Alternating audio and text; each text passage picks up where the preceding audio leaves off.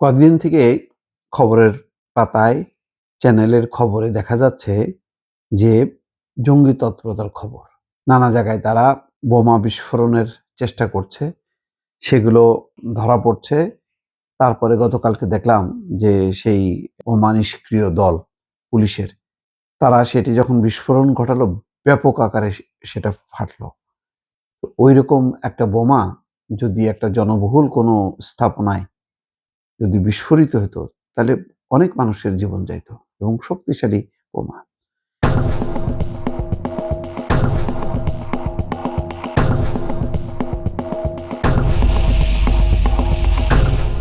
এরা কারা পরিষ্কার না। আজকে আমি দেখছি দুটি খবর।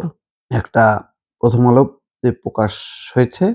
সেই খবরে বলা হচ্ছে কেরানীগঞ্জ থেকে সাভার 11 ঘটনায় একই গোষ্ঠী। 11টা যে ঘটনা এ পর্যন্ত আবিষ্কার হয়েছে বা ধরা পড়ছে, একই গোষ্ঠী, নাশকতার পরিকল্পনা। তারপরে দেখেন এই যে আপনাদের সামনে যেটা উল্লেখ করছি, জাগো নিউজ, তারাও বলছে যে কেরানীগঞ্জ ব্যর্থ হয়ে সাভারে বোমা ল্যাব, নব্য জেএমবির বড় হামলার ছক। তার মানে বোমা তৈরির ল্যাব তৈরি করা হচ্ছে। কি উদ্দেশ্যে? কেন এই পরিস্থিতি? বাংলাদেশে দেখবেন যখন ধর্মীয় রাজনৈতিক দলগুলোর যখন নাকি তৎপরতা বাড়ে, তার আড়ালে এই যে জেএমবি, জঙ্গি, এদের তৎপরতা বাড়ে। এইটা এই সরকারের জন্য অত্যন্ত চ্যালেঞ্জিং। কারণ এই সরকারকে বারবার কোনো মহল বলার চেষ্টা করে যে তারা জঙ্গিদের পৃষ্ঠপোষক, তারা উগ্রবাদীদের পৃষ্ঠপোষক। সেটা যে সত্য না, বিএনপি বরং অত্যন্ত অনেক বেশি এটার ব্যাপারে সক্রিয় এবং বরাবর জঙ্গিদেরকে কোনোভাবে প্রশ্রয় দেয় না। অতীতেও তার প্রমাণ আছে। কিন্তু এবার ৫ মাস আসতে না আসতেই এই জঙ্গিদের তৎপরতা শুরু হয়েছে। এই তৎপরতা কি এখানে কি তারা ট্রেনিং, এখানে কোনো টার্গেট সৃষ্টি করছে? এটা আধিপত্য বিস্তার করবে তারা?